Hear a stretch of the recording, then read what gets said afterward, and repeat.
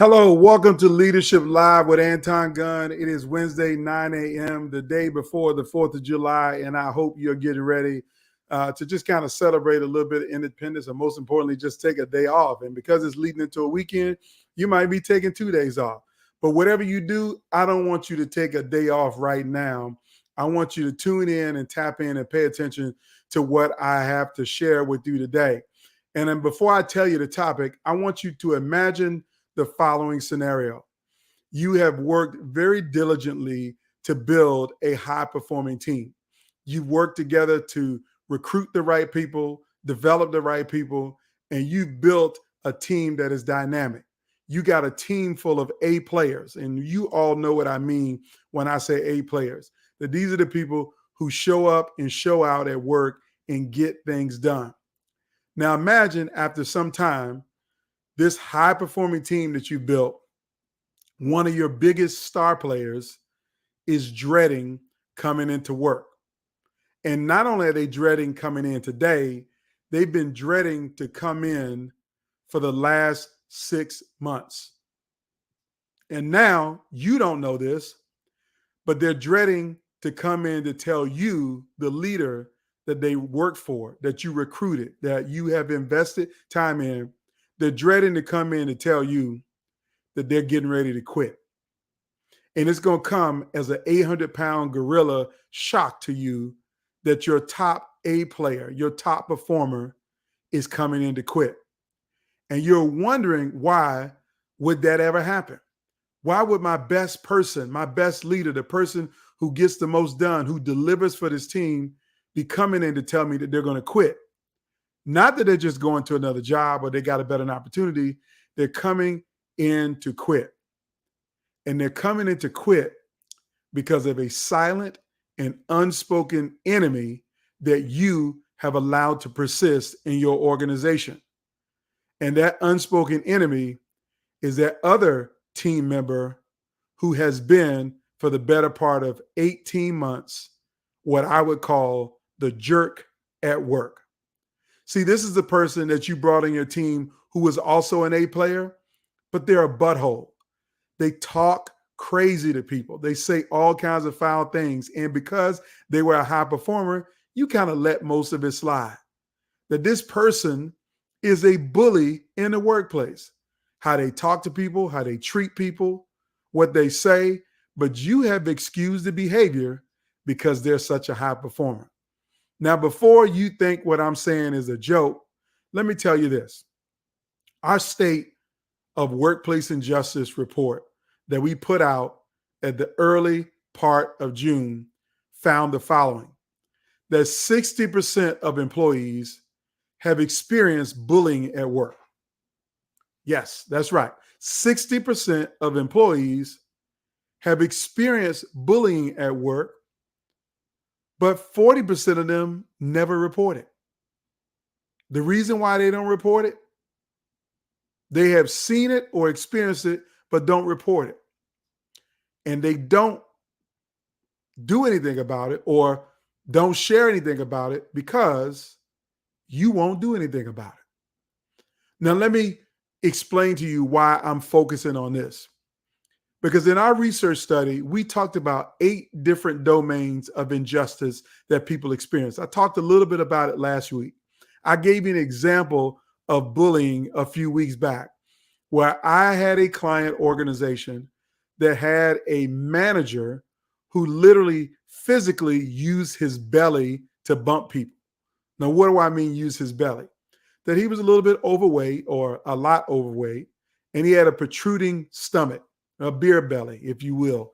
And he basically would get up in people's faces to yell at them about what they needed to do and what he wanted them to do. But because his belly was so big, he couldn't really get close to them. He used his belly to physically bump people in the workplace. That's bullying. That's also abuse. That's inappropriate. But they had a senior leader who knew this was going on, but did nothing about it. And I want you to know that when you allow bullying to go on in your workplace, here's what it's going to do. It's going to kill your innovation. it's going to hurt your customer service and you're going to lose your top talent. Now, what do I mean kill your innovation? I just gave you the example of your top employee coming in telling you that they're leaving. That person is likely an innovator because they perform so high. They're trying to find ways to do things better. But because you have allowed this bad person, this jerk at work, to permeate themselves throughout the team, they're going to leave and they're going to take their innovation with them. Not only that, you're going to lose other top talent because when the top performer leaves, then everybody else is going to signal, well, I'm not going to be left here holding the bag if all of the good people are leaving, so I'm going to leave too. That really does happen. I've seen some organizations that in a period of 18 months, over 50% of the executive leadership team left because the CEO allowed a bully, a jerk at work, to just kind of take over things. And all the good people threw up their fingers and they rolled out. So I've seen it take top talent when you allow bullying to go on. The third thing that I mentioned is around customer service. Let me tell you this, and if you don't know this, I'm gonna you to take some time to think about places where you shop and you visit and you spend time. Your customers have seen your bully in action, period. I know they have. I'll give you an example. I've gone into a restaurant, place that I like to dine, that I really enjoy, and I've seen a manager be verbally inappropriate with the wait staff. And you know what that made me do? That made me not want to come back. Now, I appreciate the service of the worker. I wanted to help them. I wanted to support them. I wanted to give them a big tip. But I consciously said, I'm not coming back to this place if they treat their staff like that. I just can't support it. I don't support that level of injustice. I was in another restaurant here recently where the heating and air was on the fritz. And so you had all of the wait staff and they had to wear their required uniform. It's kind of a fine dining restaurant. So all of the wait staff had to wear long sleeve shirts and they had jeans on, but they had their, of course, their apron on with them. But they had to wear long sleeve shirts. And it was so hot with all of the windows and glass. It felt like being in a glass house. And there was these ceiling fans overhead that were circulating on low speed. And actually, some of them weren't even circulating at all. And the staff was profusely sweating every time they came to the table. It was so warm in there. When you put your glass on the table, if you let it sit there, your glass would be sweating in about 2 or 3 minutes. It was hot. And yeah, I was able to bear it. So was my family. But that wait staff carrying food, running back and forth to the kitchen from one end of the restaurant to the other, they were struggling. And I asked a simple question. What is your manager doing? And you know what this person said to me? My manager is sitting in the back in the AC, in another part of the building where the AC is working. And so the manager was back there cooling and chilling out while the staff is suffering and sweating. And I said, well, hey, have they been out to check on y'all? Not since I've been here, and I'm working a double today. That's a problem to me. But anyway, that's customer service. But I'm telling you, overall, your customers have seen that bully in action in some way, shape, or form. All of these things are killing your innovation, taking away your talent. They're going to affect your bottom line. And if you don't believe me, just look at our report, the State of Workplace Injustice Report, and you can get it at workplaceinjusticereport.com, and you will see the economic impact that injustice has on your workforce. So I want you to know this is a profound problem. Now, I want to give you a 5-part solution, 5 simple things that you can do right now as a leader if you want to stop the bullying in your workplace, increase the employee engagement so you can retain your top talent and build a culture where everybody really wants to thrive. Here are the 5 simple things I'm going to give you. Number 1 is you got to stop denying that workplace bullying is happening in your organization. It's been happening under your nose for a very long time. Our data shows it is happening in more places than we want to believe. But you need to stop denying it. Get your head out of the sand, look around, ask questions, talk to your team, and ask the question, Do we have any bullying going on here? Are there any jerks at work? Are we living up to our values, or is somebody here violating our values and I'm not doing anything about it? You got to stop being in denial about it. That's the first step to anything, is to just be honest about it. Don't deny it. Tell the truth. The second thing is you need to go have a meeting with HR and find out, do you have an anti-bullying policy in the workplace? It could also be called an anti-workplace violence policy. Do you know what the consequences are and what are the ramifications of people being bullied at work? You need to go to HR, dust off that policy, make sure you read it, but also make sure that you enforce it. Because that's the problem, is that we got the policies and all the employees know the policy. They know what's inappropriate. They know what's wrong. They know what you should be policing or you should be managing through, but they see you not doing it. And that's when they say, I'm out. I'm gone. So my point to you is, you got to get to a place of knowing your policy and enforcing it. The third thing I want you to do is I want you to be the leader that walks the talk, which means you got to set the tone and make sure that you are not bullying your people. Now, some of you are old school. You were raised in a different generation, and all of this nice kumbaya stuff gets on your nerves. But I want you to know, if that is you, it's probably time for you to retire, because the American workplace has evolved over the last 30 to 50 years, and you have to evolve with it. Your refusal to evolve is part of the problem. You might think your people are too soft, that you might think that your people need to just toughen up. And I've heard worse things said to me when I was in their position. But that don't mean anything. The world has changed, and people are not going to put up with it, especially Gen Z. They really ain't going to put up with it. Like 65% of Gen Z said that they will walk away in a skinny minute from an environment that doesn't feel nurturing. They will walk away in a minute. Now, before you say, I don't care about Gen Z, I want to alert you to the fact that they're about to be 35% of your organization's workforce. I don't care where you work. 35% is going to be Gen Z. 18 to say 35 right now. Maybe not as high as 35, but let's just say 18 to 30. They're going to walk away because what you allow to go on in the workplace. So be clear that you need to set the tone and be a leader who's not being a bully.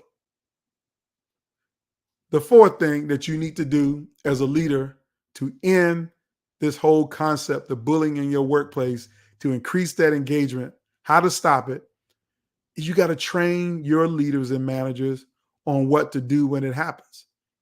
When I say train your leaders and managers, I'm literally talking about putting people through some training on how to identify bullying, how to respond to it, how to follow the policy, where to go, what to do, and what to say. You got to teach that, because you're promoting people in the middle management who don't know what to do. Most middle managers don't have a clue, and your responsibility as a leader is to make sure that they know what to do. That's your job. That's your job as a leader, is to train your team up, or make sure that somebody like me comes into the organization to train your team up on how to lead so that there's no bullying going on in the organization. Now, the last one, number 5, real simple and easy. I mean, this is not really hard, is you should always, always have your people's back.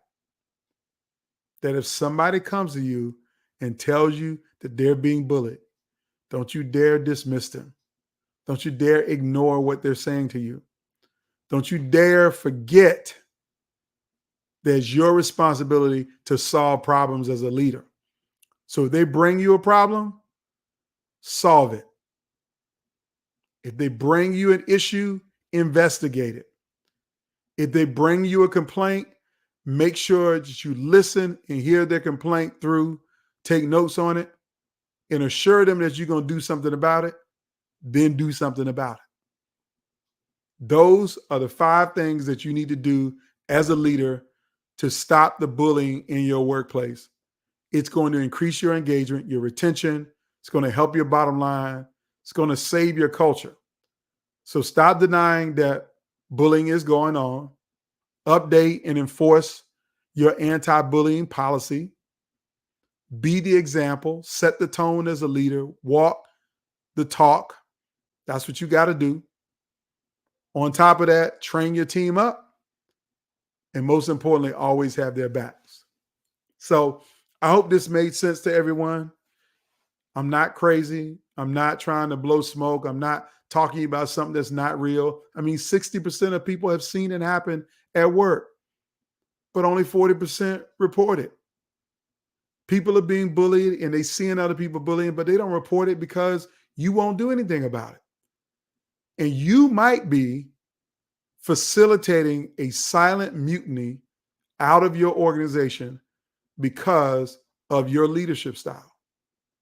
And so I've just given you a few things that you can do to turn it all around. Now, I hope you want to turn it all around. Some leaders don't, but I hope you want to turn it all around. And I want you to know, in addition to those 5 things, there's a few more things that you can do. As a matter of fact, I'll probably just give you 3.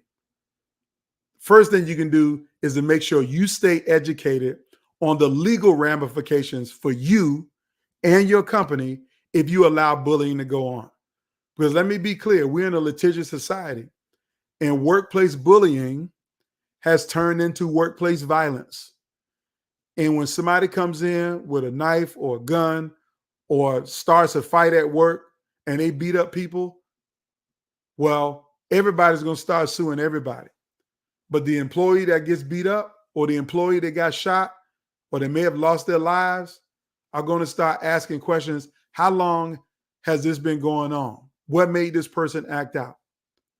And then they're going to look around at you and say, was the leader absent? Did the leader know that was going on? Did they just dismiss this person and say, oh, he's just like that, and let the bullying go on? So you need to educate yourself on the legal ramifications of all of this. You need to partner with your HR team so you understand all of the things that you're supposed to do to report bullying, to cover yourself, cover your team, cover your employer. Educate yourself. The second thing you can do is encourage your team to document everything. You want people to document everything that they see. You got to teach your people, say, hey, document the who, what, when, how many people were there, what did they see, what was the context of it. Document, document, document. And encourage them to bring you that documentation so you can do something about it. Again, I'm going to repeat, you have to do something about it. Have your people's back and take action.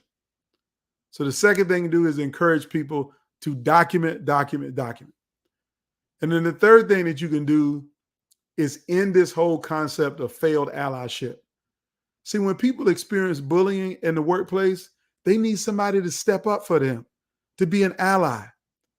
But our research shows that failed allyship is one of the things that hurts people the most, is that I'm going through something, being bullied by another colleague, and my other colleagues see it, but they don't step up for me. They don't stand up for me. They don't step in. They don't report it. They don't take action. They don't do anything. So I'm more mad at them than I am the bullying because they let it go on. So you have to create an environment that people are not only understanding they need to document what happens, is that you need to encourage them to be allies, to be good teammates, to have their back, to be brothers and sisters in support of a just workplace culture, and support allies when they stand up. So you need to support the allies when they stand up, and you need to encourage the allies to stand up against the bullies. You got to get them out of your culture. If you don't get them out of your culture, then you're going to struggle. Now, I know some of this has hit a nerve with some of you because you're thinking back to that time that you have seen bullying at work and didn't do anything about it. If I didn't hit that nerve, then you probably have blocked the incidences out of your head. But I remember very clearly several incidents of bullying that I've seen in the workplace that at the time I felt too insecure, not empowered enough to do something about it. And I regret it every day. That's the reason why I'm talking to you now, is I want you to know that I've studied this issue. I've researched this issue. I've found ways to improve my efficacy over my career to make sure that it never happens again. And now I want to help you to do the same. So there you have it, ladies and gentlemen. I want you to ask yourself the question, is your leadership style contributing to a full mutiny, a silent mutiny in your organization? And do you know how to stop workplace bullying? Do you know how to increase your employee engagement? If you don't, I want you to watch this video, save it, bookmark it, put it in your pocket for later, whatever you need to do so you can come back and check out these 5 things that you need to do to end it, but more importantly, how you take it to the next level. But right now, I just want to hear from you. I want to hear, have you experienced injustice? Have you seen bullying go on? What did you do about it? What didn't you do about it? Do you regret it? Let me know in the comments.